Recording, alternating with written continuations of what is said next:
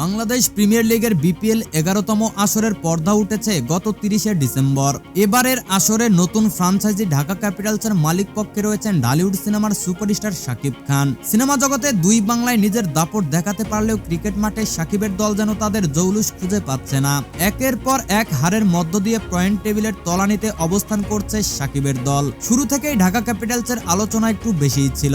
Players dirt থেকে শুরু করে ঢাকার প্রথম ম্যাচেও খেলোয়াড়দের ও ভক্তদের উৎসাহিত করতে মাঠে উপস্থিত ছিলেন এই তারকা।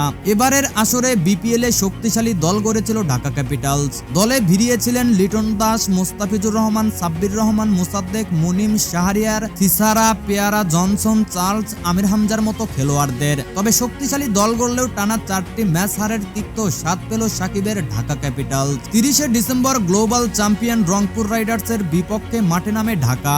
প্রথমে ব্যাট করতে নেমে রংপুর রাইডার্স সংগ্রহ করে 6 উইকেটের বিনিময়ে 191 রান।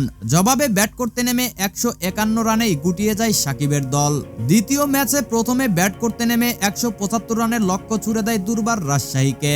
জবাবে ব্যাট করতে নেমে 11 বল হাতে রেখেই জয় তুলে নেয় রাজশাহী। তৃতীয় ম্যাচেও ভরাডুবি দেখতে হয় ঢাকাকে। খুলনা টাইগার্সের অধিনায়ক মেহেদী হাসান মিরাজের বোলিং ঘূর্ণিতে 20 রানে পরাজিত হয় সাকিবের দল। টানা 3 ম্যাচে হারের স্বাদ নেওয়ার পর চতুর্থ ম্যাচে 6 পরিবর্তন নিয়ে মাঠে নামে ঢাকা।